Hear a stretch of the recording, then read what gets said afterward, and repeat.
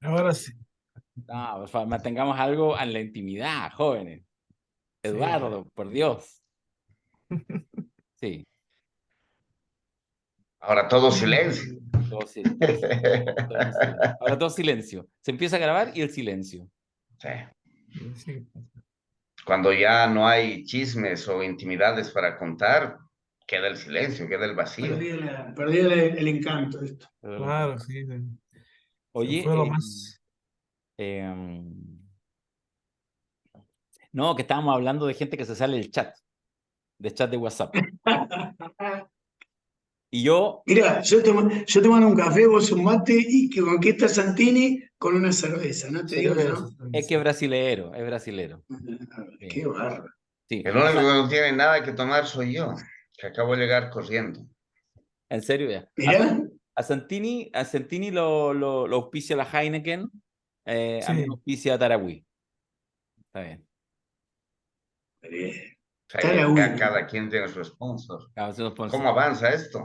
Sí, ¿no? Sí, esto es... Te estás quedando atrás. Soy Oye, no el le... único que no tiene sponsor, por eso no tengo nada que tomar. Puede ser, puede ser. Oye, fíjate que no les había contado, se me había olvidado, que hace varias semanas atrás, no sé, un par de semanas al menos, y antes de eso también, me han escrito por interno 3 personas, 2 de Argentina y uno de Bolivia, que han visto la vaca atolada, pero que en realidad veían los canales de La Cosa Nostra, el canal donde yo hago el rojerío, que es el otro podcast, y entonces vieron la vaca atolada, entonces lo ven, voy a decirlo así, en el canal chileno, pero son de Argentina y de Bolivia. De Brasil nadie me ha escrito, así que ya lo están viendo algunos connacionales de ustedes, queridos amigos. Muy bien. ¿Está bien o no? Sí.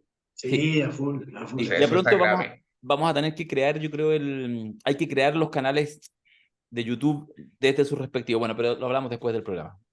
Dale, dale. Hay que hacer eso para empezar a socializar. Oye, ¿cómo han estado? ¿Cómo va? ¿Así? ¿Bien? ¿Sí? Sí, todo bien. ¿Sí? ¿Santini todavía no te vuelve? Sí, nos ¿Cómo? acabó de decir que no podemos contar ningún chisme y No, pero que te haces el informal ahora. no. Algunos chismes, Ah, sí, sí. porque me pueden Ah, deprimir bien, solamente cuídenme, solo cuídenme.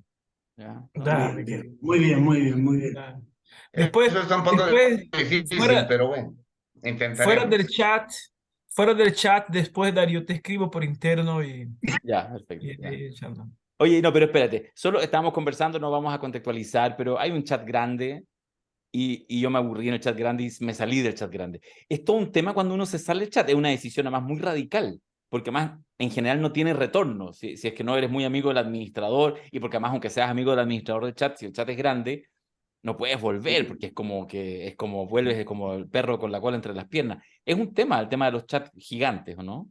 Eh, no, y Yo suelo ahora, salirme de muchos. ahora voy a hacer una inconfidencia, ya que estamos hablando del chat, porque usted saliste del chat grande, pero saliste también del chat más pequeño, más restrito. Saliste de todo, saliste Me- saliendo de todo. No, me quedé en uno. Yo estaba en 3, me quedé en uno.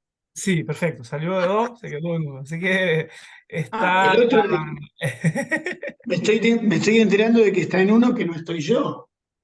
Sí. Ah, Ustedes tienen un chat, sí. ¿eh? Es que hay un chat que se llama Están hablando a mis no, espaldas. hay un chat que se llama Todos, Todas y Todes menos Balán. Y son como de 600 personas. Sí. Muy activo. Sí, la pasan bárbaro ahí, la Todo pasan bárbaro. Latinoamérica reunido. Sí, sí. En fin. Ya. Partamos esta emisión de La Vaca Atolada. Agradecemos mucho la cantidad de visualizaciones. El último capítulo estuvo sobre las 12.000 personas que lo han visto, mucho comentario. Sí, no, muy, muy interesante. Mirá, Sí, sí, se no comenta en muy sabía. altos niveles. Aquí en Chile, por lo menos, es una referencia, es una referencia. Ya, Sí. entonces, para que siga siendo una referencia, los invito a que partamos esto dando un barrido rápido de cuéntenme algo así como la noticia de la semana o la noticia que vale la pena destacar para que nos vayamos enterando, hagamos este ejercicio internacionalista, postmoderno, por cierto, en estas plataformas digitales, y para saber qué ha pasado en sus respectivos países, qué vale la pena compartir con el resto de los amigos y amigas que nos están viendo. No sé quién se quiere tirar a la piscina. Bueno, arranco yo. No, ahí de ayer, en el panorama así más político, Cristina, porque lo digo porque en uno de nuestros programas también tomamos ese tema. No, que Cristina Kirchner volvió a confirmar ayer que no se va a presentar como candidata a la presidencia en Argentina, con lo cual generó de vuelta todo un terremoto porque en las últimas semanas había habido acá se llama operativo clamor, la imagen esa de que si el clamor del pueblo me Les, reclama, yo les ahí gusta eso a los estaré. argentinos, ¿ah? Les gusta la cebolla Sí, no, picadita, ¿ah? Les gusta, sí, el- sí. Es que yo creo que desde, perdona, desde Perón y sobre todo Vox desde Evita Populi, quedaron con Vox esta Day. cosa. Sí, sí, sí. Una cosa Claro, así. claro. No, el 17 de octubre. El 17 de octubre es el nacimiento del peronismo, tiene que ver con un hecho así. Pero bueno, eso es un terremoto así político y cultural, porque entonces todo el escenario de las elecciones que domina todo este año acá en nuestro país, otra vez se vuelve a revolver, porque mientras aparece un candidato de ultraderecha y las fuerzas de derecha se recomponen, ahora dentro del frente de todos no se sabe bien qué es lo que va a pasar. Pero bueno, eso aquí en Argentina. Oye, pero espérate, ya, pero esa es la noticia, efectivamente ha salido mucho en la agenda internacional. Y eso qué es? Uno puede entenderlo como la capitulación del actual gobierno, ya con presidente y vicepresidente, y por lo tanto esto se lo va a disputar entre la derecha y la extrema derecha, o por el contrario, como fue, ojo, recordemos que Cristina hace 4 años atrás, 2018, 5 años atrás, también anuncia que no va de candidata y que va a ir de candidata a vicepresidenta, porque en ese minuto tenía la pole position para ir de candidata a la presidencia. Entonces también hace un anuncio buscando una amplitud. ¿Cómo se lee? Eso, tengo la duda, porque eso no me queda claro. ¿Cómo lo interpretas tú, Eduardo? No, sí, ahora, digamos, está todo revuelto el panorama. En muchos sectores la noticia en las juventudes más kirchneristas, en las organizaciones más kirchneristas, fue un baldazo de agua fría. O sea, no, la verdad que que realmente hay desazón eh, en esos sectores. Pero después, ¿cuál es el significado político más de la estrategia? No, creo que está, que, digamos, Cristina se vuelve ahora sí a recostar en el Partido Justicialista y a la gobernabilidad de todo. O sea, a la posibilidad de la gobernabilidad institucional de lo que viene, ¿no? Y un poco le deja al Partido Justicialista la definición de o un candidato de unidad o ir todos a competir a las PASO. Desde el punto de vista de los que creemos que sería necesario avanzar en un proceso transformador en la Argentina de distribución del ingreso, yo por lo menos ahí te digo mi impresión, es que vuelve de alguna manera, vuelven a apostar a la institucionalidad clásica de la gobernabilidad en nuestro país. Una decisión que en realidad ya la evidenció porque, digamos, tenemos que tomar en cuenta esto. En el 2019 gana una expresión política nueva que se llamaba Frente de Todos y que sorpresivamente le gana al macrismo después de 4 años de gobierno neoliberal y abre una nueva expectativa de esperanza popular y integrada por 13 partidos. A la semana siguiente tanto Alberto como Cristina, Alberto Fernández como Cristina Kirchner, como Sergio Massa, como Máximo Kirchner, podrían haber convocado a un plenario de una semana de los dirigentes del Frente de Todos para elaborar criterios comunes y consolidar el Frente de Todos en todo el país. No se hizo eso. Se dedicaron a disputar las conducciones personales de ese poderío electoral que se había de alguna forma manifestado, tuvieron digamos, enfrentar el tema del contexto de la pandemia, pero no consolidaron ese frente de todos. Eso ya hubiera sido revolucionario, porque en la Argentina se hubiera creado una experiencia al estilo Frente Amplio, que es algo acá que podría poner en crisis el bipartidismo ese de radical, peronista, qué sé yo, hubiera sido algo de otro tipo. Ya ellos abortaron esa posibilidad cuando se pudo. Y ahora la terminan de abortar, como diciendo, volvemos al PJ y hagan lo que puedan y bueno, listo. En el medio, la desilusión de la gente cada vez se va cristalizando más. No hay alternativa, no hay en el mapa institucional, no hay otra cosa que este ajuste, que esta aceptación de los dictados del FMI, no hay otra cosa que el extractivismo, no hay otra cosa que la partidocracia clásica. Entonces, desde mi punto de vista no es una mala noticia, porque a mí me hubiera gustado, ella dice, claro, el argumento de ella es, hay una causa penal, si yo gano nos meten presos y es un riesgo. Yo creo que hay momentos en donde un dirigente político tiene que ir a fondo y ver qué pasa, ¿no? Creo que Lula en ese sentido tuvo otra conducta. Y Este, Lula hasta preso, encarcelado, seguía candidato presidencial en la claro, cárcel, desde cárcel, claro, hasta el exacto. último momento, ¿no? En Sí, sí, sí, 2018. 2018. No, por eso ahí hay otra cosa y yo creo que en ese sentido, como decimos acá, muestran la hilacha, ¿viste? No, están demasiado condicionados por el esquema de poder que hay en la Argentina y lamentablemente no va a salir de esa lógica institucionalista nada nuevo.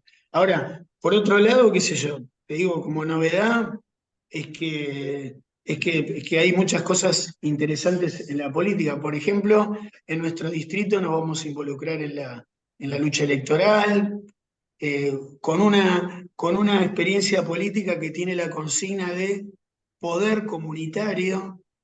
Vamos a salir con una caravana por todos los barrios de Moreno, unas carrozas, con consultas populares, qué sé yo. Así que pasan cosas también en otro plano, ¿no? Pero, digamos, lo que ha pasado esta última semana me parece que refuerza la idea de que en la institucionalidad está todo demasiado entregado. Tú tienes que decir en Morena que tú cuentas con un equipo de asesores internacionales, como nosotros. Ni hablar. No hemos ganado nunca ninguna elección donde hemos asesorado, pero lo hemos pasado siempre muy bien. Eso es lo importante. Así que eso es lo... No, pero desde ya que lo voy a usar en la campaña a full, ¿eh? Sí, sí, Ah, ya, sí, muy ni bien. hablar, ni hablar. Muy bien. Claro que sí. Santini. Bueno, Sí hablar, sí hablar.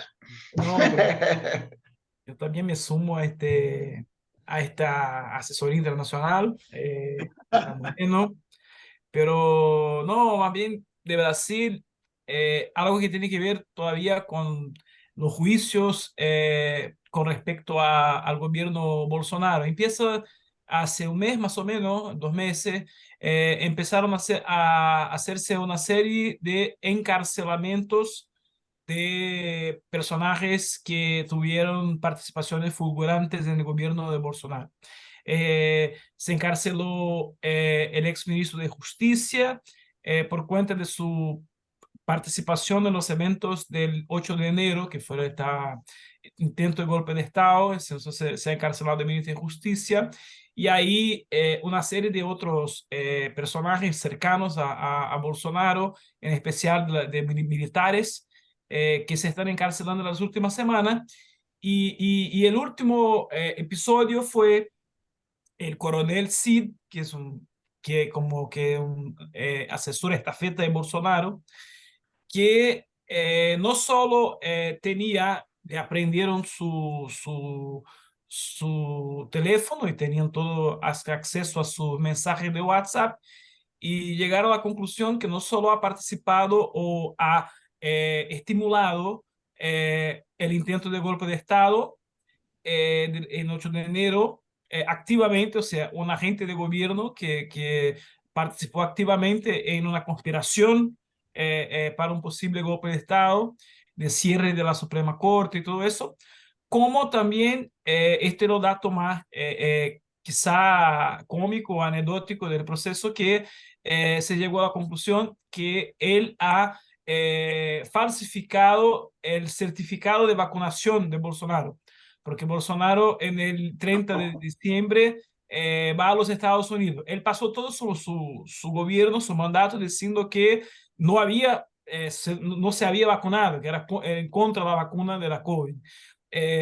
Pero llegó a la conclusión, se llegó a la conclusión que para ingresar a los Estados Unidos había que tener el certificado de vacunación. Entonces ingresó a los Estados Unidos todavía como presidente con un certificado de vacunación falsificado. Y ahí lo que, esto ya está, eso ya es un hecho, ¿no? Acreditado, Eh, acreditado. y sí, es un hecho. La cuestión es si lo ha falsificado él o este coronel que era su asesor. Y todo apunta para que Bolsonaro esta semana tuvo que hacer un depósito a la Policía Federal diciendo que y ha puesto toda la responsabilidad en su asesor.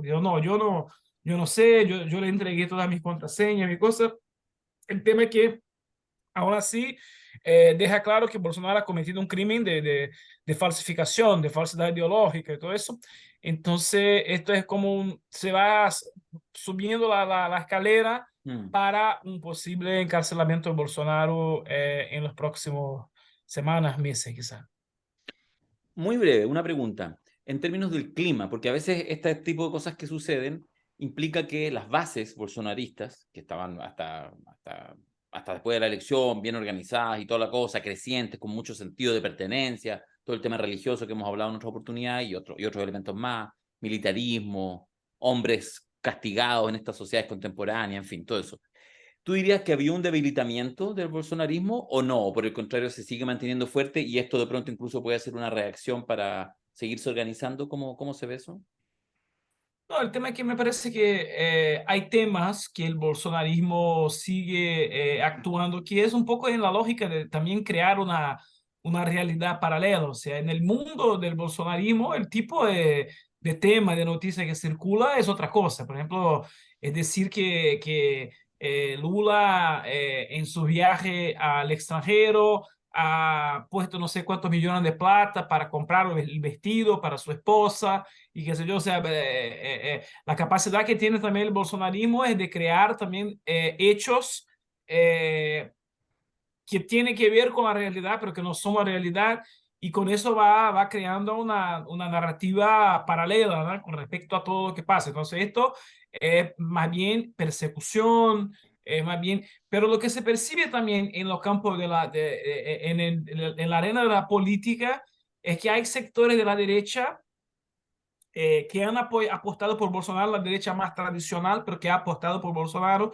que ella empieza como que a distanciarse, es decir, no, con este tipo de cosas no estamos con Bolsonaro, estuvimos con Bolsonaro, pero ya no compactuamos con ese. Hay un progresivo también descolamiento de parte de lo que fue la base de apoyo de Bolsonaro. Evidente que hay un núcleo más radicalizado, más ideológico, que sigue, si Bolsonaro se salta el abismo, se va a saltar el abismo con Bolsonaro, pero hay también parte del sector del poder de la derecha que ya empieza como que a aislarse de este proceso, diciendo incluso que hay, esta semana salió una entrevista del presidente de la Cámara de Diputados que ofreció todo el apoyo a Bolsonaro, pero sigue como presidente de la Cámara de Diputados, diciendo que no, el próxima elección, 2026, gana la derecha, pero no necesariamente gana con Bolsonaro. Puede ser que la derecha venga con otro candidato. Don Mario, ¿qué ha pasado en Bolivia? en el Estado plurinacional, como muy bien me corrigió hace unos días atrás cuando traté de república. Mira qué interesante, se nos olvida a veces. Usted estaba en el pasado todavía. No sé, voy a juntar algunas cosas, pero a partir de lo que ha hecho Eduardo y Santini, pero voy a empezar mencionando que a diferencia de Darío y Santini, yo no me ofrezco para la asesoría internacional de Eduardo y su campaña, y lo voy a Siempre. decir por qué. Porque nunca he participado en una campaña a este nivel, siempre he tenido posición electoral, entonces no tengo la no remota idea de cómo se trabaja en una campaña. Creo que la única campaña en la que he participado activamente, creo que era mi primera vez que votaba en mi vida, fue por un voto en blanco. Y creo que después no he participado más en campañas activamente, ¿no? Entonces, mal palo para arrimarse Está bien, está bien. electoralmente. Pero también porque me gustaría colocar en discusión una cosa que apareció en el anterior programa, tiene que ver con el tema del poder. Porque puede haber propuestas muy interesantes, campañas muy novedosas, y sin duda yo sí creo que la disputa de los gobiernos del Estado estatal es una disputa importante que hay que hacer, hay que generar alianzas ahí, que abran puertas, que abran ventanas, que generen sistemas de protección a cosas que ocurren en la sociedad y en la comunidad, pero también la fragilidad que tiene el sistema vinculado a la esfera del poder, a la administración del poder. Y si eso no atraviesa una discusión seria sobre la gestión del poder, así sean poderes chiquititos, terminan como pequeños fragmentos del ejercicio concentrado del poder y transformaciones serias, no en las personas, porque las personas pueden ser muy buenas gentes Mm, y pueden seguir siéndolo, mm. pero va más allá, va a pasar por una transformación en el vínculo y en la relación entre Estado y sociedad. Y a eso quiero ir un poco. Hace más de una semana aquí se ha destapado un tema que sabemos que es histórico y que tiene miles de aristas y miles de ejemplos, millones, no miles, pero que en el caso boliviano se ha destapado con fuerza, que es el caso de un sacerdote jesuita que ya falleció, inmiscuido en proyectos sociales. Recuerden que los jesuitas deben ser de las congregaciones con mayor nivel de formación al interior de la Iglesia Católica y que suele en nuestros países dar gente muy vinculada a los procesos sociales, al campo popular, al campo de las izquierdas, pero también han generado intelectualidades bien de derecha al mismo tiempo. Pero lo que un poco se dice aquí en Bolivia, jesuita mediocre no hay, ¿no? Que se ponen así en posiciones y son referentes y han sido en muchos casos obras sociales fuertes. Pues un sacerdote jesuita que estuvo en obras educativas en Bolivia, que durante décadas han sido un poco referentes educativos, él ya falleció, el sobrino de él descubrió en un desván en España un diario, libro, un texto que había escrito su tío y que le entregó a su amante, que era un varón, eso es lo de menos, y el amante entregó al tío, o sea, al hermano del jesuita, este lo puso en el desván y años después el sobrino se encuentra y se encuentra con un texto que relata 85 casos de pederastía en Bolivia, en esas escuelas y en esas unidades. Y el sobrino finalmente acude a unos periodistas del país porque denuncia ante la Compañía de Jesús, no obtiene respuestas y va hacia un periodista del país de España y se desata una investigación periodística con 2 décadas de abusos a niños, a adolescentes, con sistemas de protección de la jerarquía de la Compañía de Jesús, de sus compañeros en esas obras sociales. Y eso desata en el país una cantidad de denuncias contra toda una estructura en el mundo de la Compañía de Jesús, en obras educativas y sociales que podrían ser catalogadas favorables a los sectores populares en épocas desde la dictadura, y en otras congregaciones religiosas. Ahorita ya hay imputaciones sobre 6 sacerdotes y todo un sistema de protección. Ligado a eso, hoy día, ayer, se ha detenido a un ex ministro de Medio Ambiente y Agua que ingresó en el gobierno de Luis Arce Catacora, es decir, empezó en noviembre del año 2020 su gestión ministerial.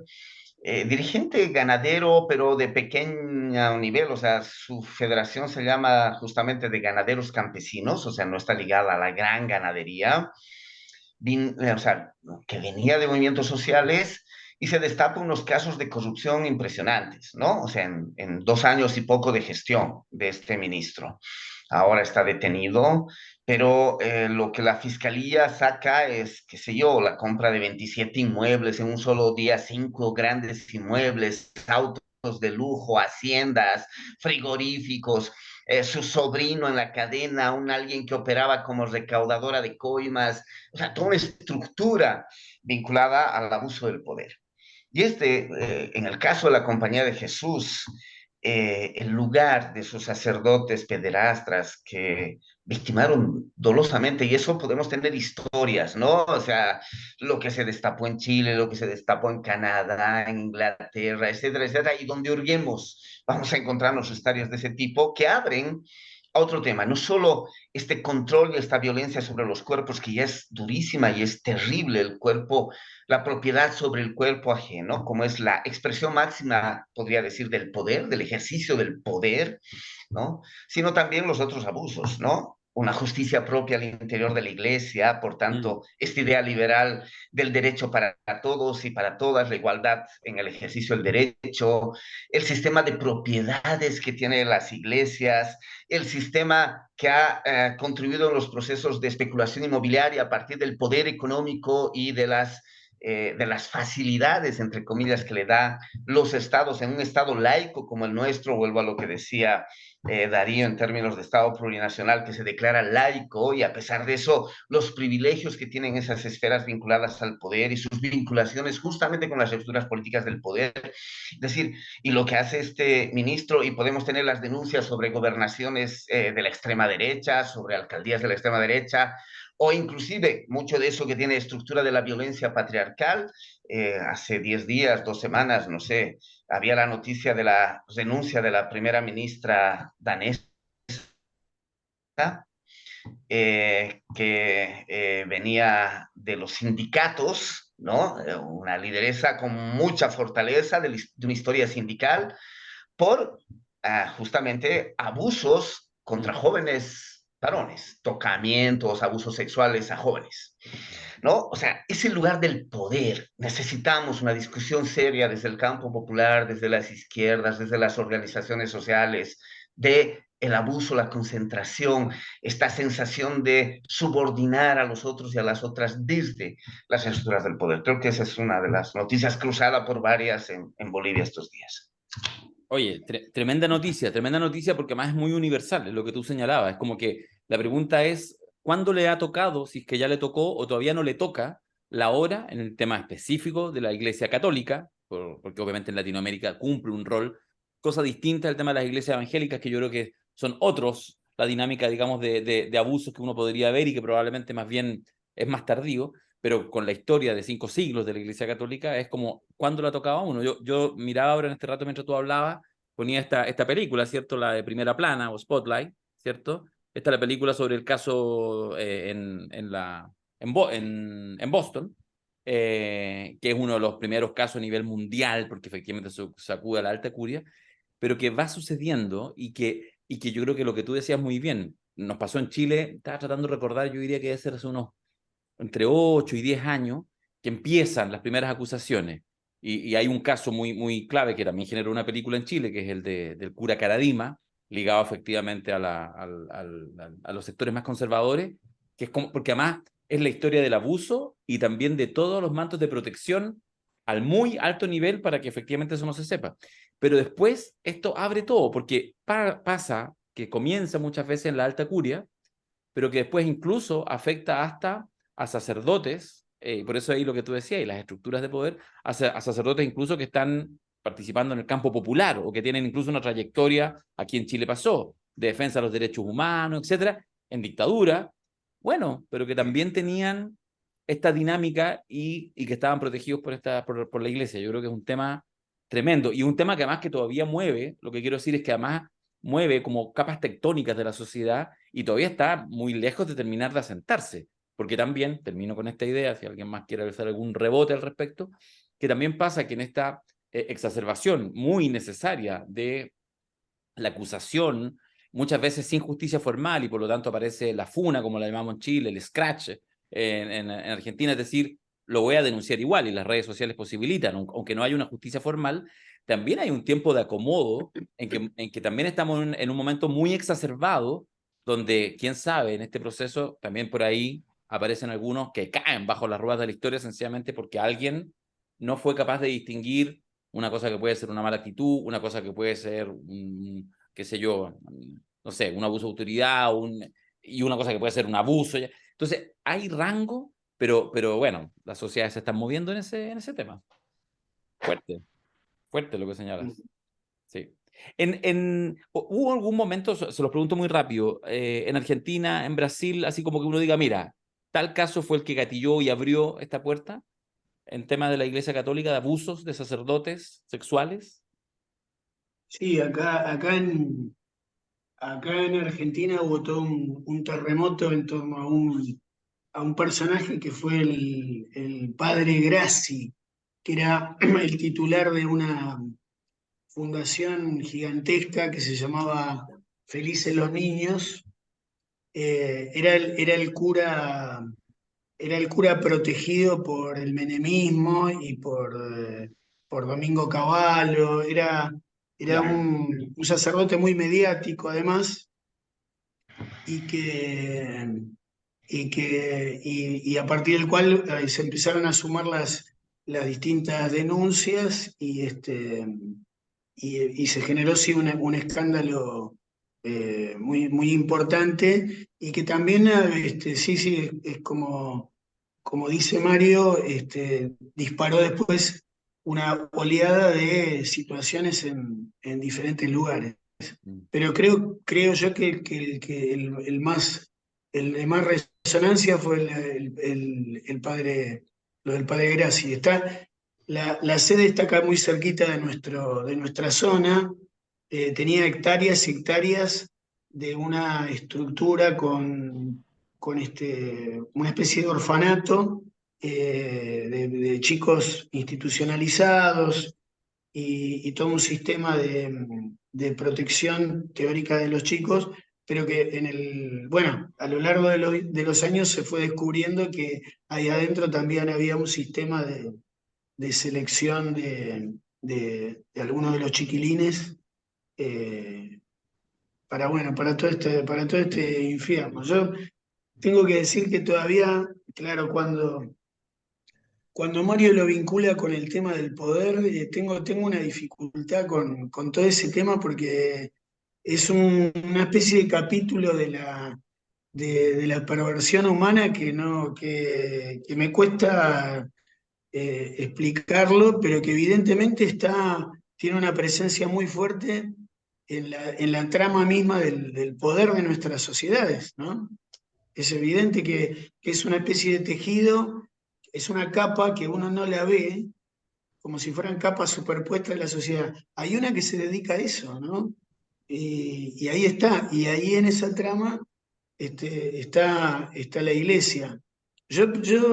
Bueno, cuento así un poco por arriba, pero yo fui a colegio de curas en la primaria y la secundaria, y lo que sí podría arriesgarme a decir que, que hay algo en el clima monasterial de los colegios religiosos, tal cual eran hace unos años, que creaba una especie de manto de misterio, una especie de cosa en el ambiente que, que generaba esa relación entre lo corporal, el poder, la jerarquía y la subordinación, ¿no? Sobre todo, bueno, porque yo hice también mi secundaria en la época de la dictadura, entonces también eso estaba mezclado. Pero sí, creo que hay algo oscuro ahí, hay Pero algo. sí, yo ampliaría el tema, o sea, tiene que ver con, o sea, esta dueñidad, dice la Rita Segato, Mm, ¿no?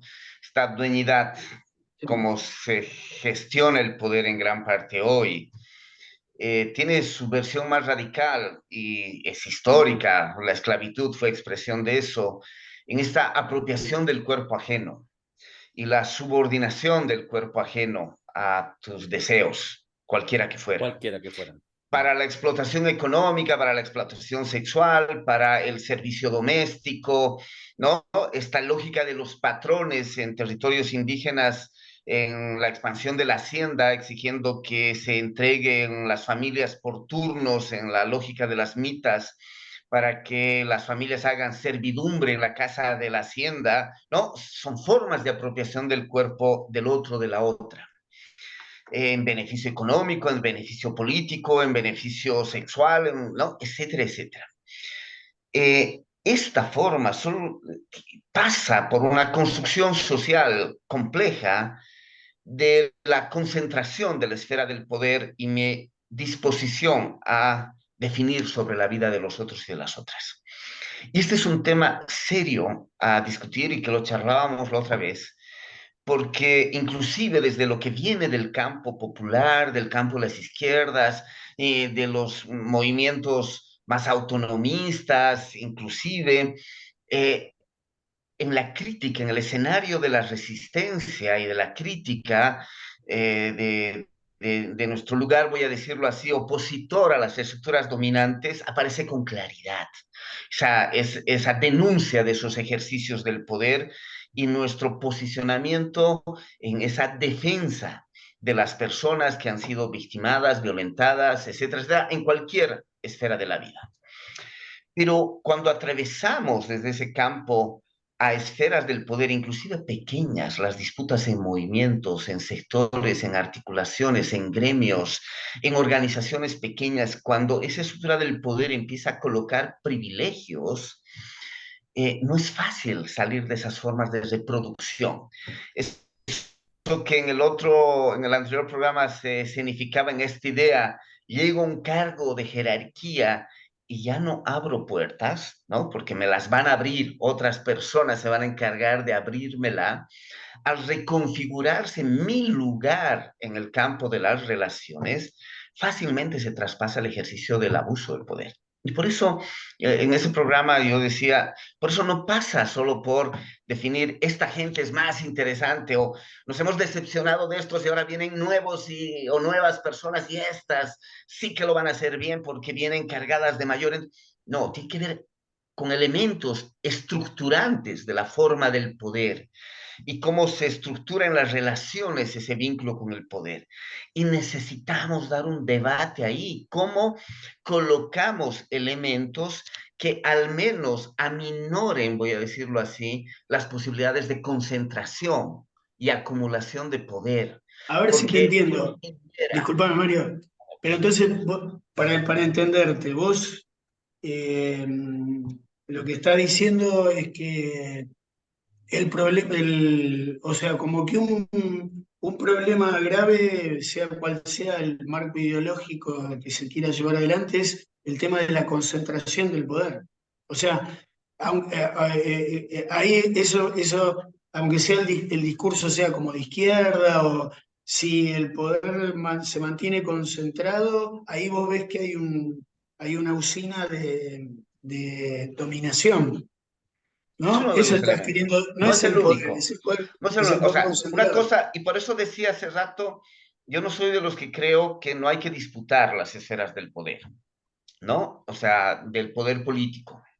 Es decir, en última instancia, de la gestión y la administración del Estado, en cualquiera de sus niveles, ¿no? O sea, nos es importante tener gente que transforme, porque también hay política pública gestionada desde el Estado que genera procesos de transformación importantes en nuestros países y genera ampliación de derechos y genera protección de derechos.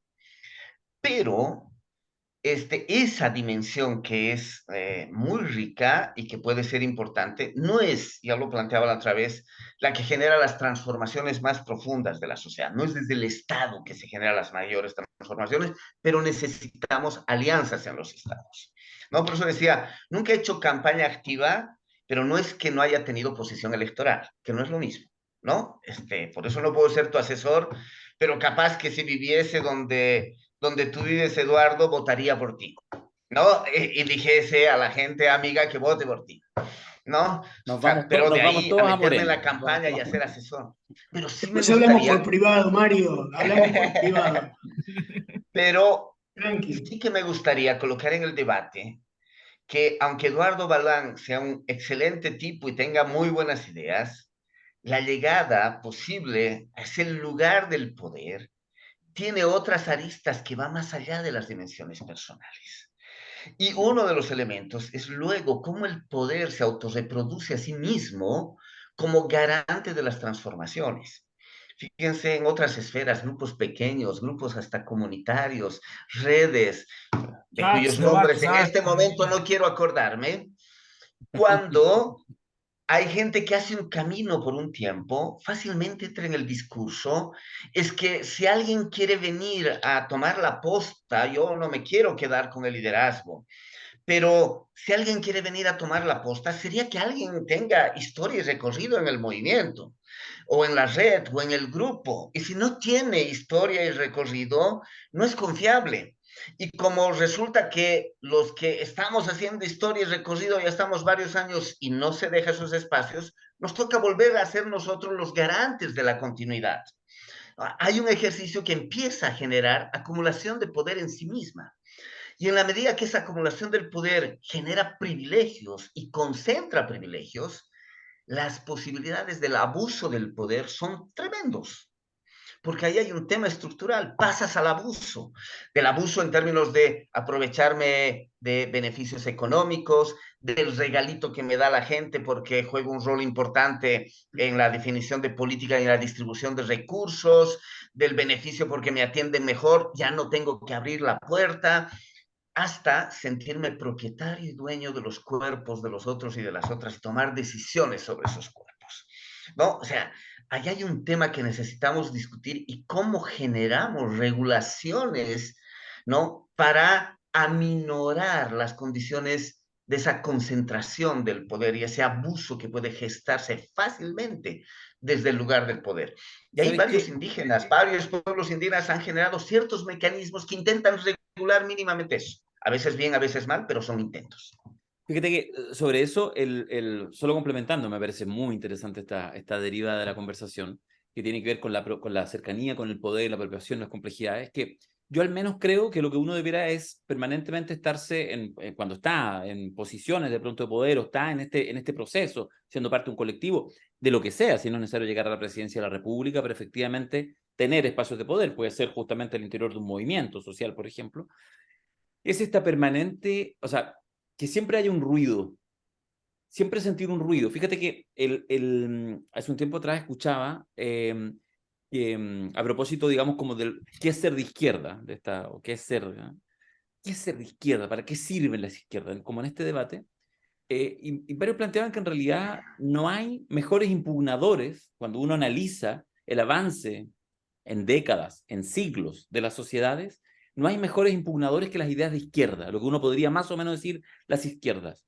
Es más, probablemente alguien hacía este ejercicio, se lo estoy robando. Uno decía, tú analizas los avances del siglo XX, lo estábamos pensando en Chile, los avances del siglo XX, o sea, cómo ha transitado el siglo XX hasta ahora hasta el siglo XXI, y en realidad han sido puros avances que uno podría calificar, si lo quieres poner binariamente, izquierda-derecha, son avances por el lado de la izquierda.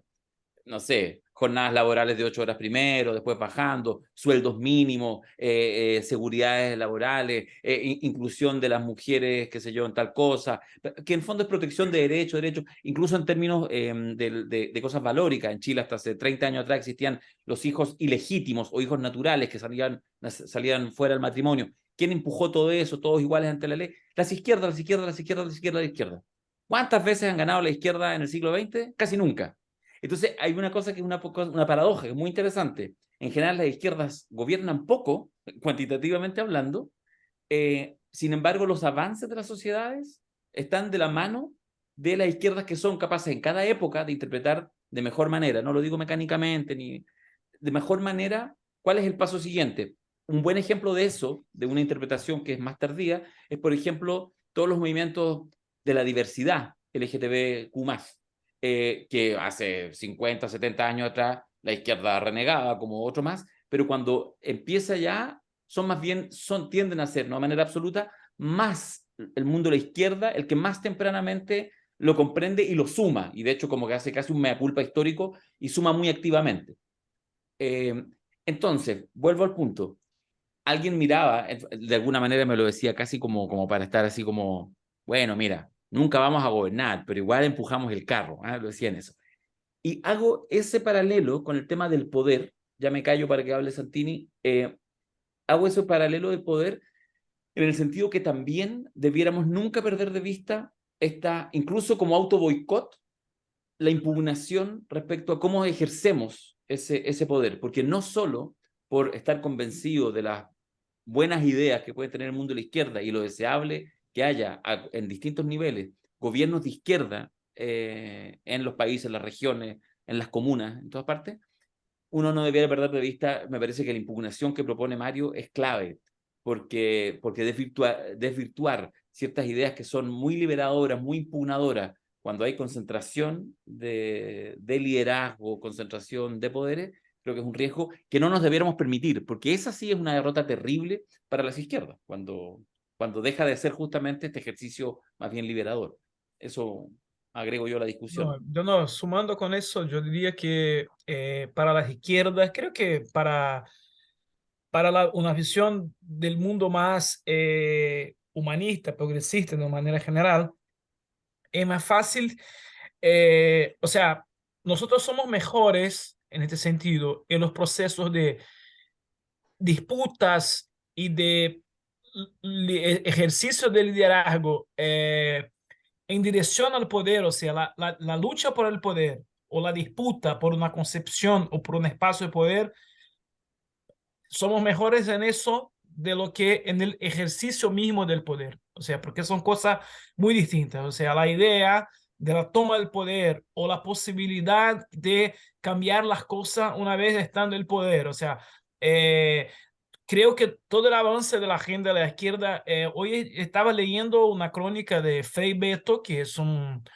ya que estaba hablando de iglesia, ¿no? Un cura, un brasilero que es, pero de la teología de la liberación y todo eso. Y él decía algo muy interesante, él decía que los grandes avances que se han dado por el socialismo no fueron en los países socialistas, por ejemplo, del este europeo, que los grandes avances del mundo socialista se han dado en Europa, porque la presión, el miedo que tenían los gobiernos europeos, en especial después de la Segunda Guerra Mundial, del avance del mundo socialista, han creado los estados de bienestar social de Europa, o sea, los avances sociales políticos que se han dado en los países de Europa tiene más que ver con el miedo o recelo que tenían de llegar al comunismo. O sea, el comunismo mismo, los países comunistas no han logrado un nivel de avance de derechos y de cosas que los países que estaban ahí, porque estaban de alguna manera hagamos un dicho que se hace que hagamos la revolución antes que la haga el pueblo, ¿no? Entonces, de alguna manera eso también se ha visto ocurrir y hay avances que se han dado en el sentido de que antes que lleguen al poder estés ahí, vamos a hacer acá algunos cambios necesarios, pero yo separaría lo que es lo que fue la historia del siglo XX, de las izquierdas, cosas, de lo que es la lucha del poder por el poder, la disputa por el poder, de lo que fue efectivamente el ejercicio de poder por estos mismos sectores.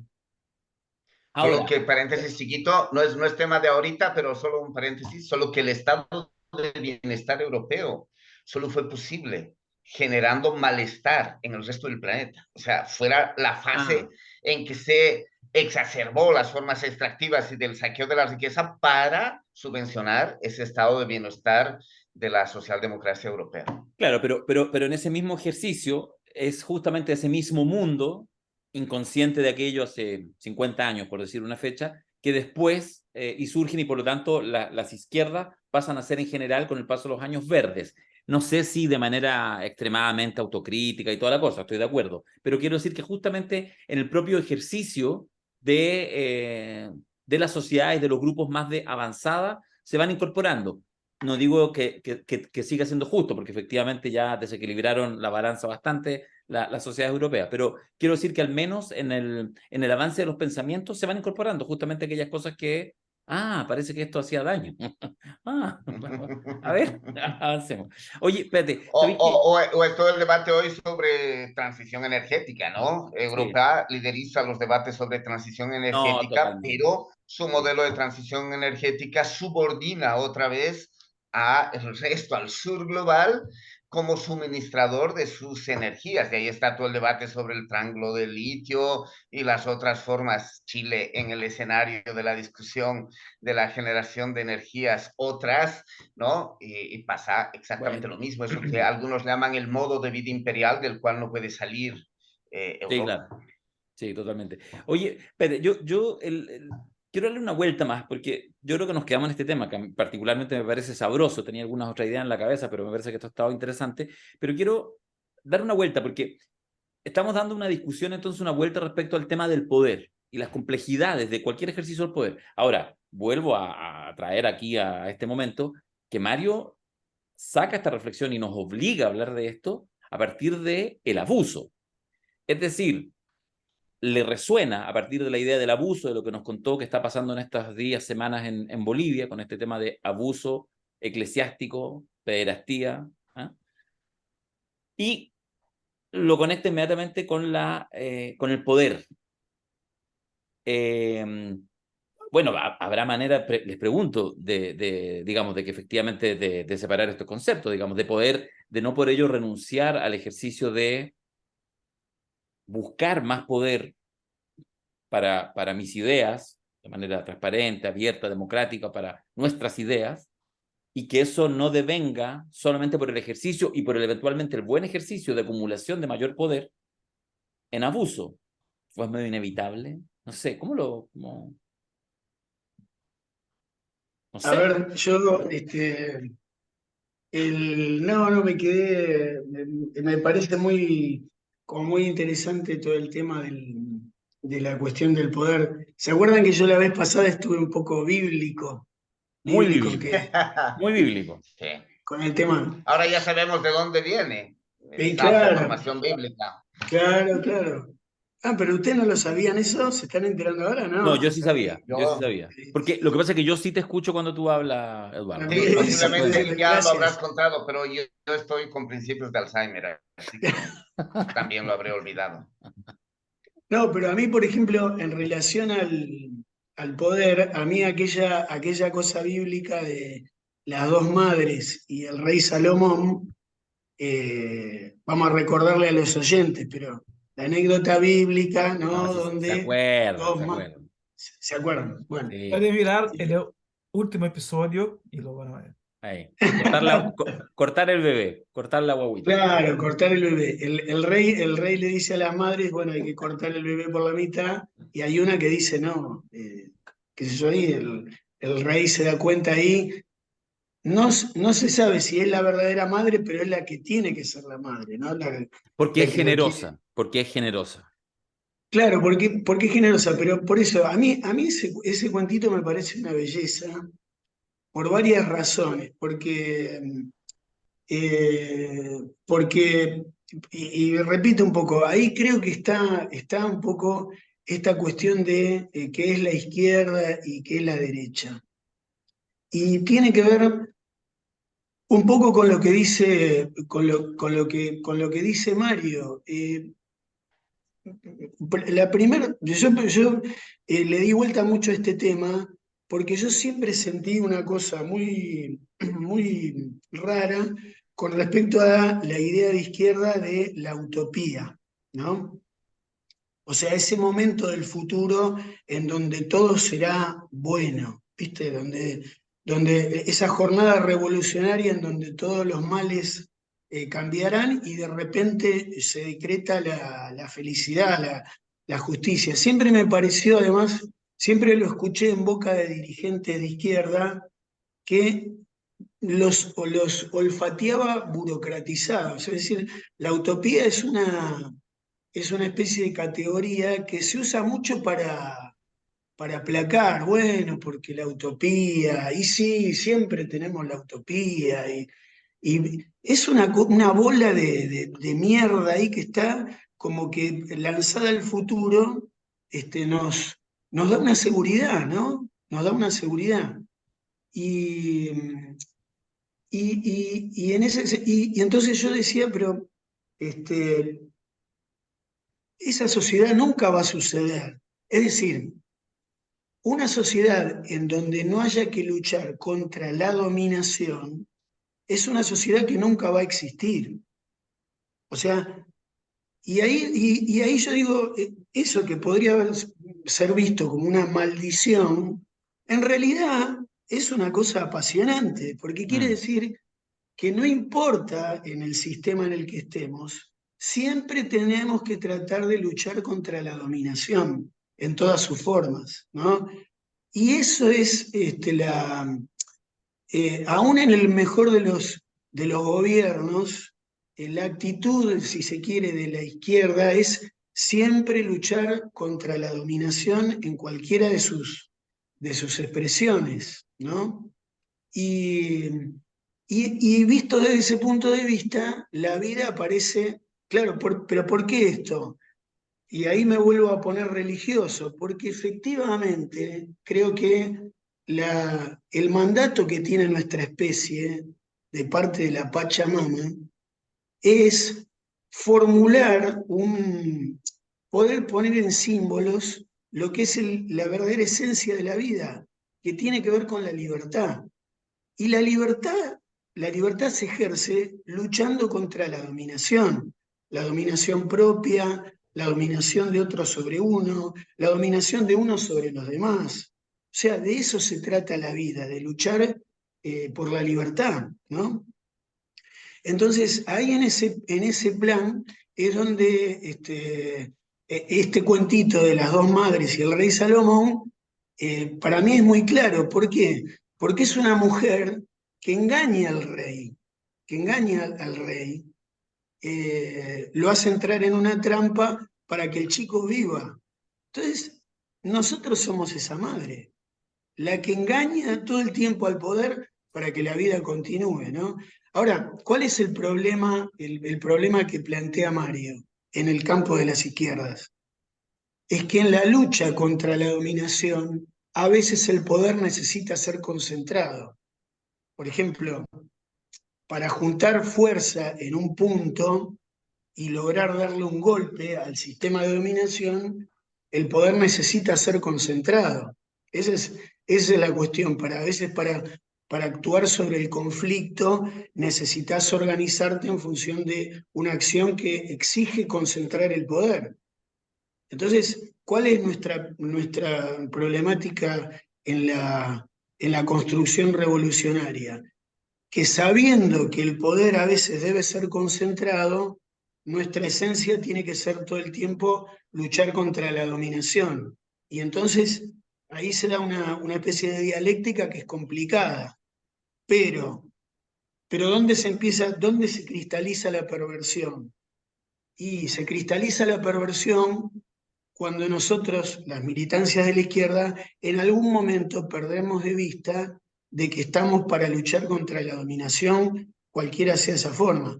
Cuando perdemos de vista que somos la madre que quiere que el bebé siga vivo y nos creemos y queremos ser el rey y queremos ser el guardia que tiene la espada, queremos ser el guerrero que tiene la espada. No, espera. El pensamiento de izquierda es el que quiere cuidar el que quiere cuidar el bebé.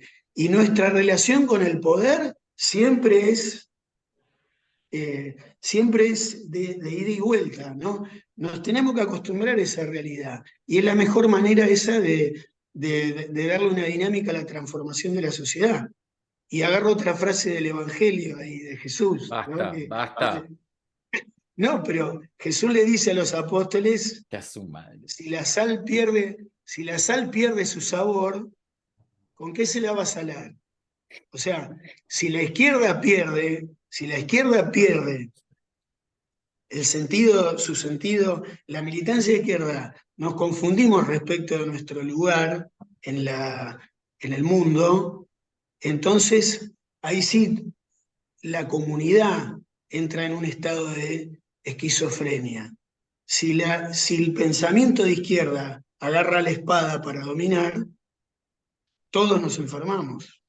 Se produce una enfermedad terrible. Por eso el daño que han hecho las experiencias, los autoritarismos de izquierda, son complicados, son muy complicados en el alma de los pueblos, ¿no?